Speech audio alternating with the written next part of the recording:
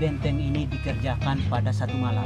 Ini ada beberapa kumpulan batu, batu keramat, dan inilah batu gong sebagai bukti tanda untuk memulai pekerjaan benteng Ege.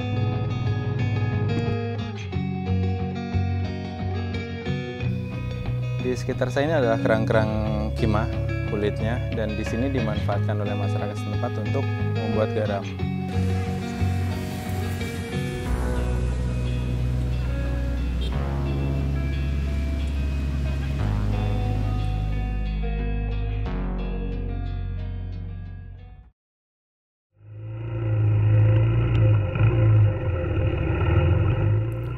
Saburai Jua adalah sebuah kabupaten yang ada di Provinsi Nusa Tenggara Timur yang sebelumnya tidak pernah masuk dalam list daftar tempat yang harus saya kunjungi, teman-teman. Karena mengenal sabu juga ketika saya sudah dalam perjalanan ke Baru Nusa di Nusa Tenggara Timur ini. Dan itu pun dadakan ketika kemarin ngobrol dengan teman baru yang ada di Pelabuhan Baa, akhirnya saya tertarik dengan Pulau Sabu ini. Dan kebetulan ada KM Abu yang merapat malam itu menuju ke Pulau Sabu. Tadinya itu sempat mikir untuk bawa Rio atau motor saya menuju ke sini dan kita eksplor Sabu ini dengan Rio, karena pengalaman ini akan sangat berharga sekali buat saya dan juga Rio. Tapi ternyata kondisi alam tidak memungkinkan. Akhirnya Rio saya tinggal di Rote, teman-teman. Kemarin ada yang nanya, Mas Rio-nya mana? Rio saya tinggal di Rote, dan sekarang saya ke Sabu itu naik kapal KM Abu kemarin, karena memang beberapa kapal Pelni itu tidak bisa membawa kendaraan khusus untuk kapal penumpang, teman-teman. Jadi ya untuk mengobati rasa penasaran saya tentang Pulau Sabu, akhirnya saya naik KM Abu menuju ke Pelabuhan Seba yang ada di Pulau Sabu. Pulau Sabu ini sepertinya lokasinya itu terasing, teman-teman, karena memang jauh dari mana-mana. Dia itu di antara Pulau Rote dan juga Pulau Sumba, dan sudah berbatasan langsung dengan Samudra Hindia di bagian selatannya. Dan saya juga mendapati cerita tentang seorang pelaut handal namanya James Cook, teman-teman. Dia adalah penemu benua Australia, Kepulauan Hawaii, dan juga orang pertama yang mengelilingi serta membuat peta Selandia Baru.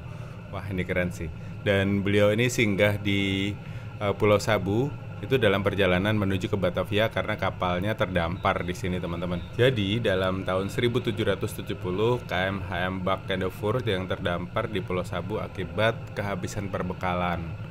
Dan Kapten James Cook ini mendapatkan bantuan pada masa itu oleh penguasa Sabu, yaitu Raja Ama Dokolomi Jara, sehingga dapat belayar kembali. Wah, ini peranannya sangat penting sekali nih Pulau Sabu, teman-teman, karena ada di garda depan bagian selatan Indonesia selain Rote tadi ya. Jadi tadi malam saya itu bercerita banyak hal tentang Sabu bersama kawan-kawan baru saya yang ada di Pulau Sabu, teman-teman.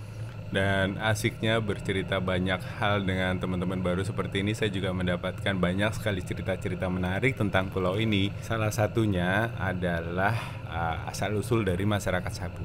Ini kalau saya perhatikan kemarin wanita-wanita yang ada di Sabu itu wajahnya itu mirip-mirip tekstur rahang dan juga mukanya itu mirip-mirip orang-orang India, teman-teman. Tapi lebih khas gitu ya, beda dengan orang-orang India pada umumnya gitu. Nah, ini saya dapati cerita bahwa nenek moyang orang Sabu itu berasal dari kota Surat yang ada di Gujarat, India sana, teman-teman. Jadi mereka datang ke sini dan karena susah melafalkan kota Surat itu, orang-orang sini menyebutnya sebagai Hura. Hal ini juga dibenarkan terdapat dalam syair-syair yang ditinggalkan oleh leluhur mereka, bahwa nenek moyang mereka itu berasal dari seberang lautan yang jauh di sana di bagian barat Pulau Sabu, yaitu di Hura. Dan para pendatang dari India Selatan inilah yang pertama kali mendiami Sabu, teman-teman, dipimpin oleh seorang pemimpin Kikaga, dan keturunan dari Kikaga inilah akhirnya menjadi Dohawu atau orang-orang Sabu. Dan yang kita dapati sekarang ini setelah kawin-mawin dengan beberapa orang-orang yang ada di bagian lain Nusa Tenggara Timur ini, akhirnya banyaklah keturunan campur-campur gitu, teman-teman. Kalau di Timor itu kan Portugis ya, dari jajahan Portugis, jadi banyak keturunan-keturunan Portugis di sana. Nah, ketika darah Portugis Timor terus India ketemu di Sabu, wah itu hasilnya bagus banget, teman-teman. Makanya nggak jarang dalam pemilihan pageant atau lomba-lomba abang none yang ada di sini itu yang ada di Nusa Tenggara Timur itu pemenangnya dari daerah Sabu ini, karena ya mix yang bagus sekali. Cowoknya ganteng-ganteng, ceweknya cantik-cantik, dan ya seperti pulaunya yang memang cantik. Jadi mari kita melanjutkan perjalanan keliling ke Pulau Sabu yang ada di Nusa Tenggara Timur ini. Dan hari ini saya mau diajak menuju ke Benteng Ege yang letaknya itu ada di bagian selatan Pulau Sabu, teman-teman. Dan benteng ini adalah salah satu sejarah menarik yang ada di Pulau Sabu. Kita datang ke sana yuk. Dan karena saya nggak dapat pinjaman motor atau nggak ada sewaan motor di sini, akhirnya saya diantar oleh bapak yang kemarin saya temui di dinas pariwisata, teman-teman. Dan dia saya sih bersyukur karena ada teman dan juga karena saya nggak pernah tahu daerah seperti apa. Kemarin saya sempat nego gitu, bang, bagaimana kalau motornya saya pinjam saja, abang tetap bekerja. Oh tidak usah, saya antar saja, katanya. Ya sudah. Ini akan jadi pengalaman menarik sih, dibonceng, karena saya tuh emang agak nggak suka, emang nggak nyaman dibonceng, teman-teman, karena memang saya biasa bawa motor sendiri. Karena dibonceng kita tuh harus balancing ya, harus menyeimbangkan kanan kiri, itu akan lebih capek kalau menurut saya ya. Jadi saya tuh lebih seneng nyetir daripada dibonceng. Jadi mari kita lanjutkan petualangan kembaran Nusa kita berkeliling di Pulau Sabu. Let's go.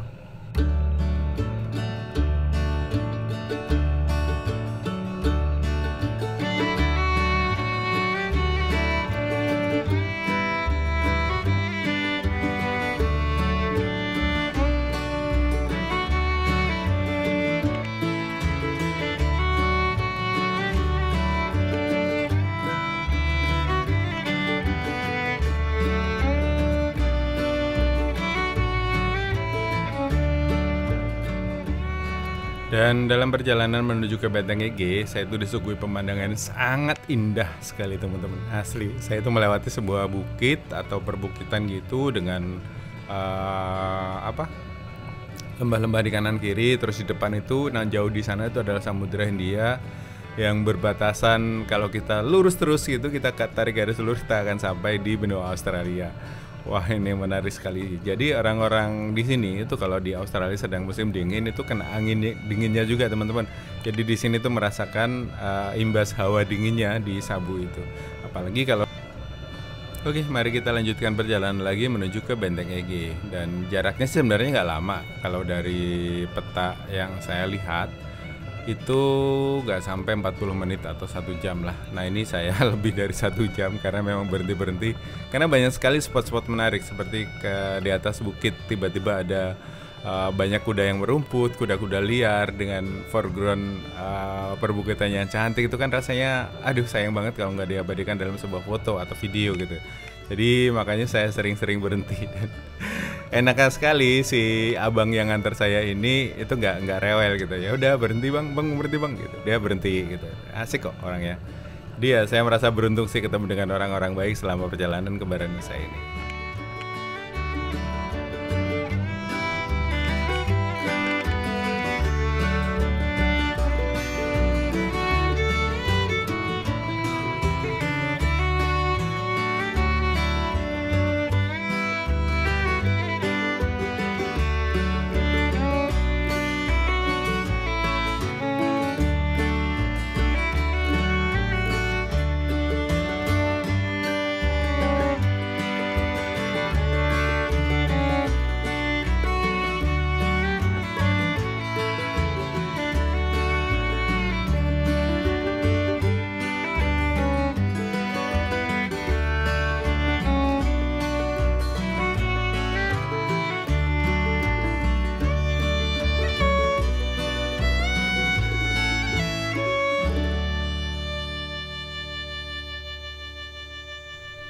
Dan sebelum sampai di Benteng Ege, kami mampir di salah satu rumah dan di sana saya bertemu dengan Om Titus. Om Titus ini adalah penjaga situs Benteng Ege-nya, teman-teman. Dan rencananya nanti Om Titus akan menemani saya untuk berkeliling lihat-lihat Benteng Ege dan juga Batu Gong yang ada di sini.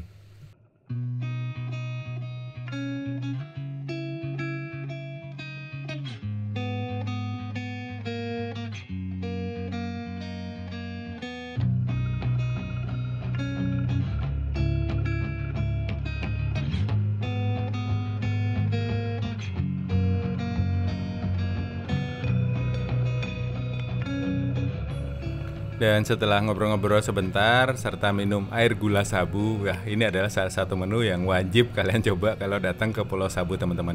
Air gula sabu biasanya disajikan ketika ada tamu datang. Dan ini adalah air kehidupan bagi masyarakat Sabu. Dan setelah bertanya tentang lokasi Benteng Ege, akhirnya kami dibawa menuju ke lokasi Benteng Ege-nya dan kita akan belajar banyak hal tentang Benteng Ege dari Om Titus, sang penutur dari daerah Sabu Rejua ini teman-teman. Yuk kita menuju ke Benteng Ege-nya, kita lihat di sana katanya ada batu gong. Wah, batu gong ini pernah saya temui di Pacitan. Apakah mirip atau sama dengan batu gong yang ada di sini? Let's go.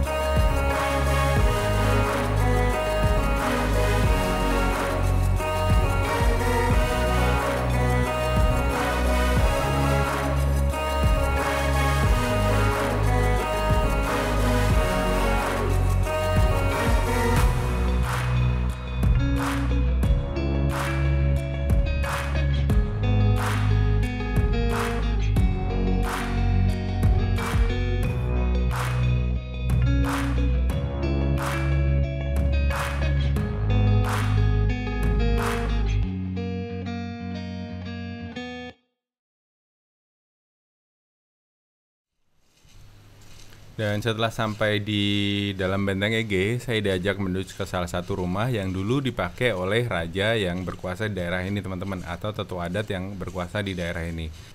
Jadi mari kita datang ke sana untuk lihat dan belajar tentang budaya dari Sabu Rejua ini. Let's go. Ini benteng dari zaman penjajahan dulu ya.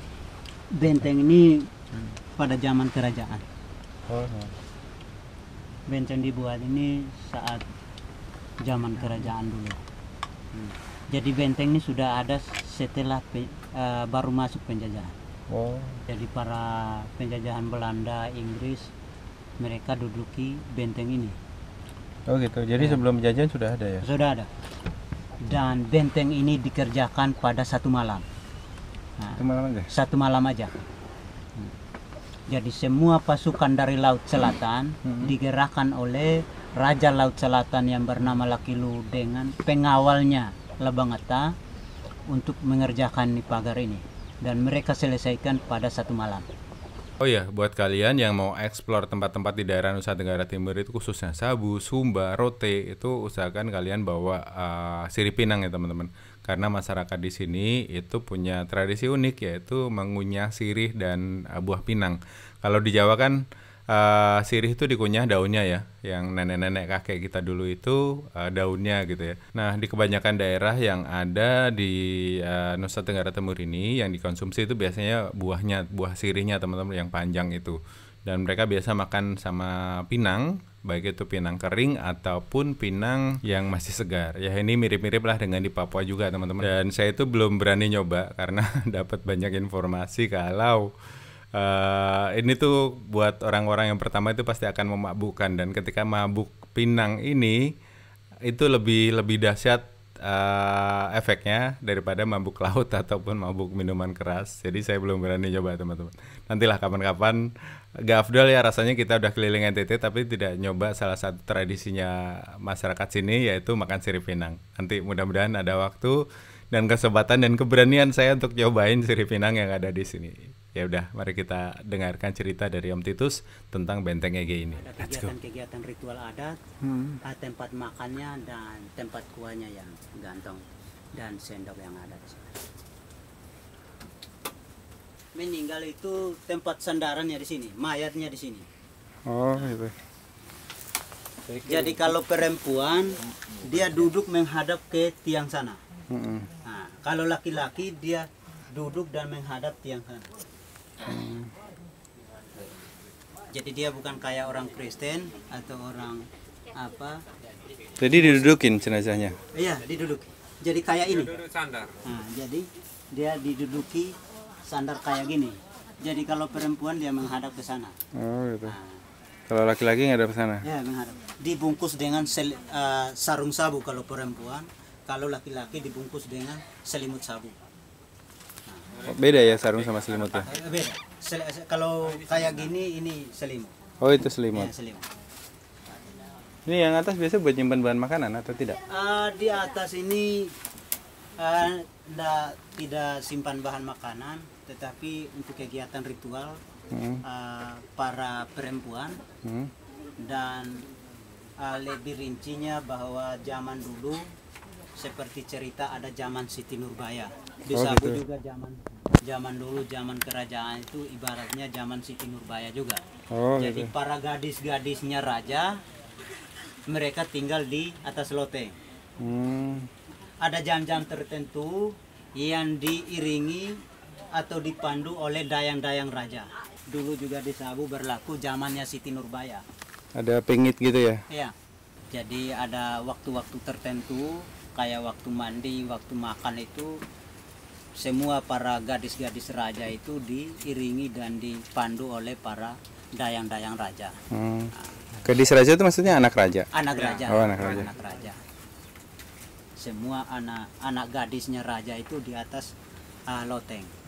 Di atas dek atas ini. Kalau ini cawan-cawan ini buat minum tuak? Tidak. Sopi. Ini untuk tempat kuah.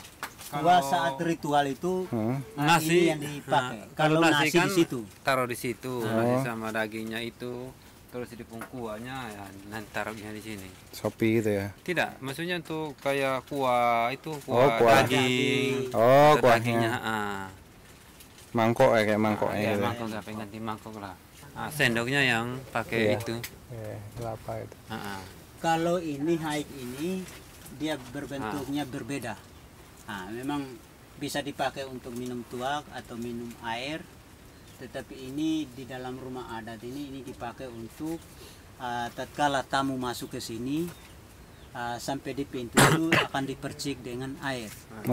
Tujuannya agar bapak-bapak orang yang masuk ke sini itu sudah dibersihkan dari sana dan tatkala masuk ke lingkungan benteng tidak mengenal dan tidak kena dengan apa-apa. Musibah dan lain-lain. Juga tatkala pulang akan jalan seperti biasa. Jadi tadi karena Pak sendiri, apalagi pribumi, jadi saya dengan teman ini saya bilang ya kita secara biasa aja. Seharusnya ada penyambutan dan dilakukan itu.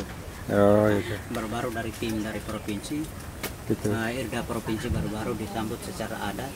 Itu harus siapkan pinang dengan sekaligus dan tangkenya juga dengan sirinya digantung ke sini, jadi para tamu yang ada tinggal datang petik dari sini. Tinggal buat sirip pinang itu ya. Pos bekas fondasi pos penjagaan Belanda ini. Ini ada beberapa kumpulan batu keramat yang dilakukan pada waktu-waktu tertentu oleh pemangku adat. Raja hanya menduduki karena saat itu raja sebagai pemerintahan. Tetapi yang melakukan ritual adalah pemangku adat. Dalam hal ini para moneama. Para moneama. Dewa-dewa adat. Jadi mengurusi tentang kejadian-kejadian yang terjadi di lingkup pemerintahan raja adalah pemangku adat yang melakukan itu. Jadi bukan raja yang melakukannya, tetapi para pemangku adat. Dalam hal ini moneama yang ada di wilayah ini yang melakukan ritual-ritualnya. Raja hanya mengawasi dan memerintahkan. Tatkala ada gangguan, ada persoalan, ada sakit penyakit, raja tinggal memanggil para pemangku adat untuk melakukan ritualnya. Ini fondasi benteng pertahanan. Pos pertahanannya Belanda. Ini yang dibuat oleh Belanda sampai sekarang masih ada. Ini bukti nyata. Dan dia dari ketinggian menghadap sebuah muara yang bernama Muara Ubahapu. Muara Ubahapu. Ubahapu. Karena di sebelah itu muara ini dirangkai dengan sebuah pantai yang bernama Pantai Ubahapu yang dilakukan oleh Moneama. Ritualnya itu pada bulan November untuk menyongsong kegiatan musim tanam, dan pada bulan Agustus itu menyongsong kegiatan pada musim kemarau. Itu nanti. Dan kuburan raja semua tidak dikubur di sini. Nah, kuburannya semua ada di bawah. Nah, nanti kita akan lihat semua. Kenapa raja tidak dikuburkan di dalam benteng? Karena benteng ini merupakan tempat melakukan ritual dan sebuah benteng untuk tempat berdiam dirinya raja dan perkampungannya raja. Tetapi tempat penguburannya raja ada tempat khusus yang nantinya di bawah kita akan lihat kuburan-kuburan. Ya. Batu lingkar ini yang satu malam. Iya, semua batu ini, semua pagar batu yang telah dilingkar ini dikerjakan pada satu malam.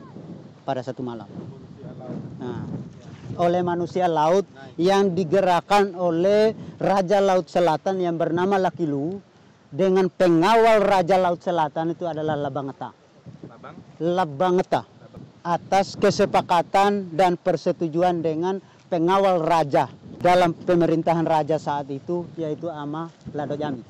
Ini Pantai Ubahapu yang dia berhubung dengan muara, sebuah muara yang dikelilingi oleh beberapa hutan bakau.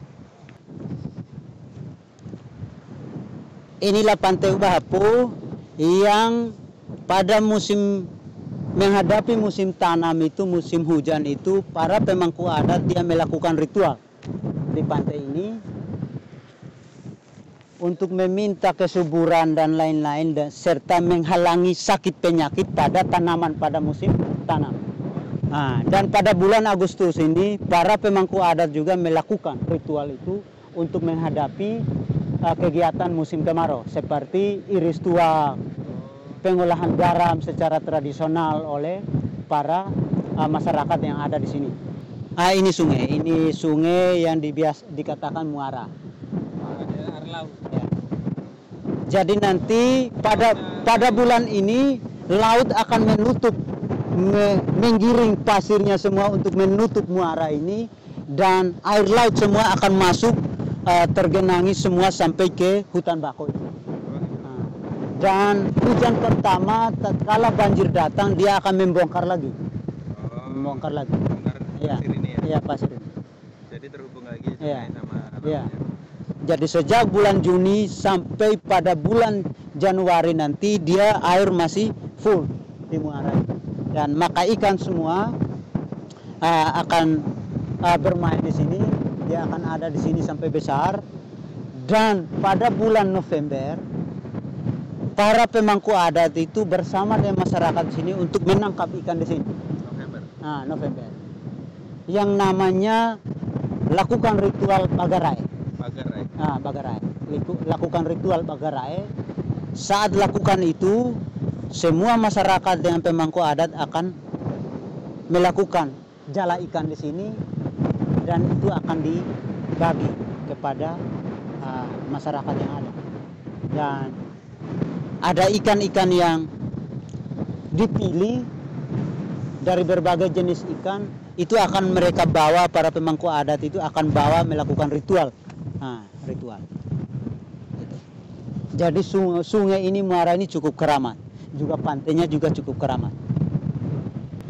Ikan laut, ikan daratnya ada. Semua ada. Ya, semua ada campur. Ini pintu belakangnya. Pintu ini kan dipergunakan untuk aktivitas keseharian para raja, karena air raja ambil dari bawah, sementara kuburan juga ada di bawah situ. Sementara pintu depan untuk menerima para tamu dan lain-lain. Jadi mereka polek sini pagar ini. Raja juga entah bagaimana mereka punya pemikiran saat itu, mereka dirancang dengan lubang-lubang meriam. Jadi sepanjang ini ada lubang-lubang meriam kayak ini. Oh, itu lubang meriam. Iya. Oh. Ya, semua sepanjang ini ada lubang-lubang meriam. Untuk langsung ke laut lepas ya. Iya. Kalau ada musuh ini. Iya. Karena dulu kan sering terjadi perang antar suku, perang antar wilayah, kecamatan. Pernah dulu zaman raja itu. Jadi Lado Jami ini cukup sakti. Setelah dia selesai pekerjaan benteng Ege ini, maka dia diminta lagi oleh Raja Seba melakukan pembuatan pagar benteng yang ada di Seba, wilayah Bodo. Sampai di sana Lado Jami, dengan habisnya pekerjaan Benteng Bodo, maka Raja Seba menanyakan kepada Lado Jami kira-kira imbalan jasanya seperti apa. Maka Lado Jami mengatakan bahwa saya tidak mau dengan imbalan apa-apa. Hanya putri Raja Seba dipersatukan dengan Lado Jami. Maka Lado Jami sampai di Seba mendapat seorang istri. Dan dia tinggal di Seba sampai dia meninggal. Jadi benteng-benteng batu yang ada di Sabu, pekerjaannya itu dikerjakan oleh Lado Jami dengan bantuan Raja Laut Selatan. Seperti di Seba, Bodo, di Sabu Timur, Kujiratu. Ada juga benteng di sana. Ada. Modelnya sama. Sementara di Mehara, di Ledetadu, pembuatannya oleh satu orang, oleh Lado Jami. Dan mendengar penjelasan dari Om Titus, saya itu malah jadi penasaran dengan beberapa kampung adat yang beliau sebutkan tadi atau bekas-bekas kerajaan seperti di Kujiratu, di Sabu Timur, ataupun di Kampung Bodo yang ada di daerah Seba, teman-teman. Nanti ya kalau ada waktu kita kunjungi satu-satu untuk lihat sendiri bagaimana kondisi dari kampung-kampung adat yang ada di Sabu Rejoa ini. Dan ini saya sedang diajak ke salah satu situs yang ada di Benteng Ege juga, namanya Batu Gong. Wah, bentuknya seperti ini ya. Kira-kira kalau dipukul mirip gong juga nggak sih? Kita lihat yuk. Inilah yang namanya Batu Gong. Sementara pagarnya dibuat oleh manusia sekarang, tahun lalu oleh masyarakat sekitar sini untuk mengamankan ini. Bantuan dananya dari arkeologi. Dan inilah Batu Gong sebagai bukti tanda untuk memulai pekerjaan Benteng Ege dan berakhirnya pekerjaan. Jadi kalau orang yang bisa pukul, bunyinya cukup bagus. Iramanya cukup bagus.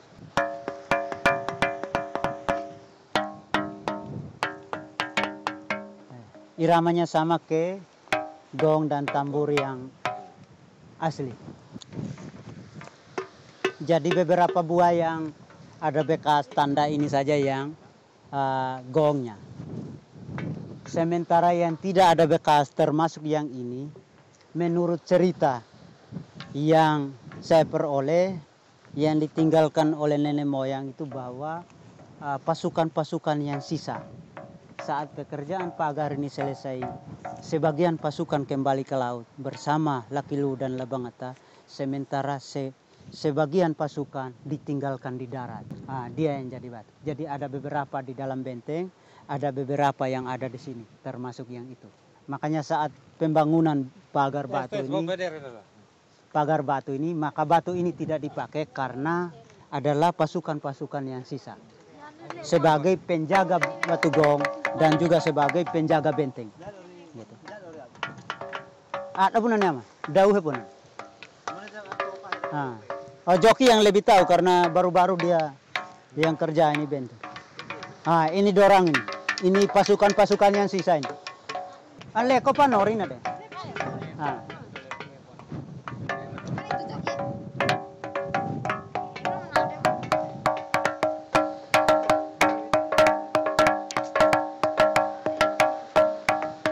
Jadi mesti orang yang bisa pukul. Kalau Pak John Jawa Gigi, dia yang lebih bisa. Ada rekaman. Ada rekaman. Bunyinya cukup keras kalau rame-rame memukul dan orang yang bisa.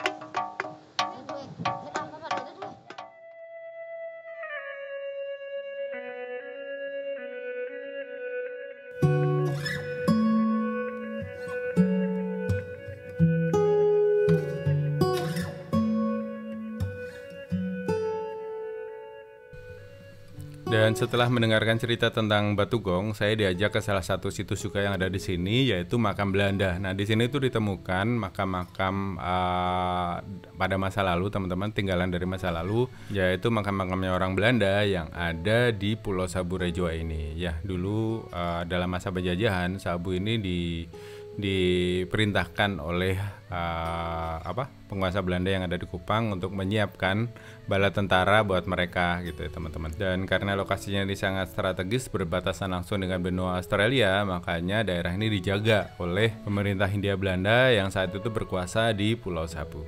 Jadi mari kita datang ke sana untuk melihat bagaimana kuburan dari orang-orang Belanda yang ada di sini. Apakah sama dengan kuburan-kuburan yang saya temui di Banda Neira maupun di Pulau Run? Kita lihat yuk, let's go. Tapi ternyata saya malah diajak ke rumahnya Om Titus dulu teman-teman. Diajak makan siang karena hari sudah siang banget. Hari ini sudah jam berapa? Sekitar jam 1 atau jam 2. Dan kami tuh belum makan siang dan gak bungkus nasi tadi. Karena saya nggak tahu akan jauh dan lama seperti ini teman-teman. Jadi kita diajak ke rumahnya Om Titus dan dimasakin sama istrinya. Wah, ini sebuah anugerah sih buat saya. Ketika berada di tempat-tempat yang jauh dari rumah dan ketemu dengan orang-orang baik seperti ini.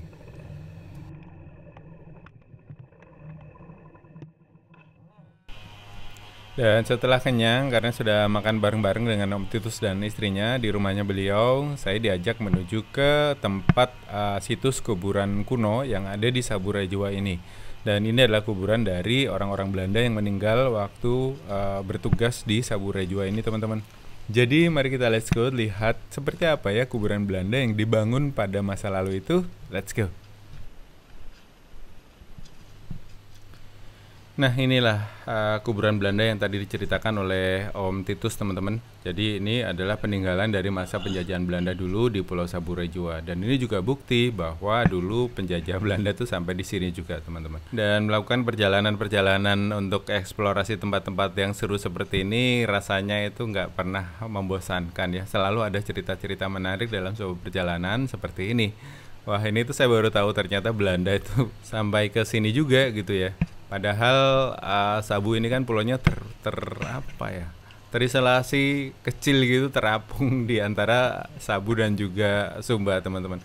Dulu waktu SD itu kan kalau mau pulang sekolah itu kita sering ya ikut lomba tebak pulau gitu, tebak nama kota dari sebuah peta besar yang biasa ada di dinding sekolahan gitu ya. Jadi kalau yang bisa menjawab mencari kata yang ada dalam peta tersebut itu biasanya diizinkan pulang oleh Bapak Guru. Dan saya itu nggak menjumpai sabu teman-teman, nggak menjumpai kata sabu di situ. Dan nggak tahu kenapa dulu memang sabu itu sempat hilang namanya di dalam peta dunia gitu ya. Dan orang kalau di peta itu namanya safu atau sawu gitu. Kalau jadi kita nggak menemukan nama sabu di situ. Biasanya kalau di peta-peta itu tertulisnya safu teman-teman. Pasang dia punya nama. Dan komplek pemakaman ini aslinya adalah komplek pemakaman dari Raja Manuriwu, raja yang memerintah di Liae waktu itu teman-teman. Yang tadi istananya kita datang di dalam Benteng Ege yang tadi diceritain sama Om Titus. Dan pembangunan dari komplek pemakaman ini itu dilakukan oleh Belanda, jadi arsitekturnya ya mirip-mirip dengan makam-makam Belanda yang ada di Indonesia teman-teman, ataupun di negeri Belanda sana. Selain makam dari Raja Manuriwu dan juga orang-orang Belanda yang meninggal di sini juga ada makam-makam dari para penginjil yang masuk bersamaan dengan datangnya Inggris di tempat ini. Jadi sebelum Belanda datang, Inggris itu terlebih dahulu datang ke tempat ini teman-teman. Dan Inggris ini meminta izin kepada raja untuk mendirikan gereja di Ege ini. Dan dari sanalah terjadi penyebaran agama Kristen Protestan di Saburai-Jua ini. Dan setelah kedatangan Belanda, Benteng Ege ini dijadikan benteng pertahanan untuk menghalau musuh-musuhnya mereka yang datang dari bagian selatan Indonesia, karena memang lokasinya sangat strategis sekali ya. Tadi teman-teman sudah lihat sendiri bagaimana Benteng Ege itu dibangun. Asli sih, saya merasa beruntung bisa datang ke Sabu dan belajar banyak sekali sejarah serta adat istiadat yang ada di Saburai-Jua ini. Jadi mari kita lanjutkan perjalanan, dan setelah berpamitan kepada Om Titus, kami akan melanjutkan perjalanan kembali pulang menuju ke Seba. Namun tadi saya diajakin untuk mampir menuju ke Kampung Bodo teman-teman. Ini lokasinya gak jauh dari Seba. Nanti di sana juga ada benteng yang tadi Om Titus juga ceritakan. Jadi si Lado Jami ini yang membangun Benteng Ege ini itu juga membangun benteng yang ada di Bodo di daerah Seba dan juga di Kujiratu di Sabu Timur. Dan hari ini rencananya saya akan mampir ke Kampung Bodo. Jadi mari kita pulang menuju ke Seba, menikmati pemandangan alam di sepanjang jalan lagi. Let's go!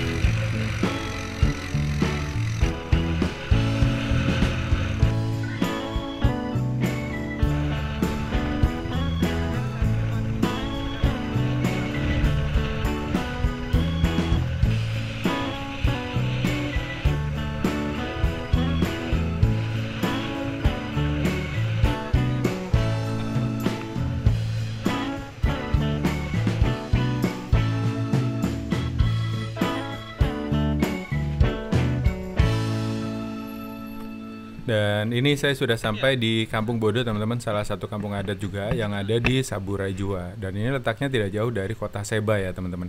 Dan ini adalah benteng yang tadi itu diceritakan oleh Om Titus yang ada di Benteng Ege teman-teman. Jadi si pembuat Benteng Ege itu juga yang membuat benteng yang ada di Bodo ini. Dan di sini juga ada salah satu batu yang dikeramatkan oleh masyarakat yang ada di sekitar sini. Dan ini kita lagi menuju ke sana teman-teman. Dan di sini juga ada tempat pembuatan garam. Nah, tempat pembuatan garamnya ini unik karena masih sangat tradisional sekali.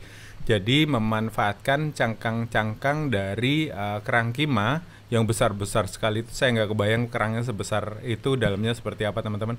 Nanti deh kita mampir lihat tempat pembuatan garam secara tradisional yang unik dari cangkang-cangkang kerang kima yang ada di Bodo ini.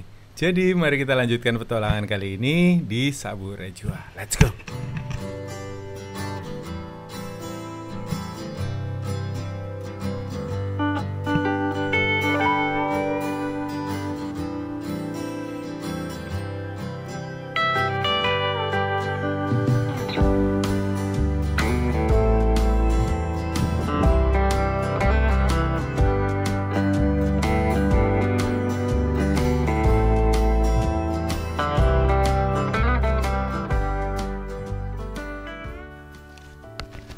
Sekarang saya sedang berada di Desa Bodo, tepatnya di Pulau Sabu.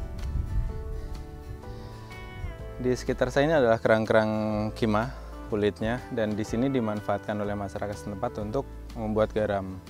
Jadi air dari laut akan ditampung di sini hingga kering, nanti diisi lagi, kering, diisi lagi. Nah, di situ akan ada butiran-butiran garam yang biasa akan mereka kumpulkan. Uniknya di sini dibuat secara tradisional di bekas cangkang-cangkang kerang kima, dan itu banyak tersebar di daratan Sabu. Mereka bisa memanfaatkan alam untuk kesejahteraan mereka. Kita akan coba eksplor lagi ada apa aja di Pulau Sabu ini.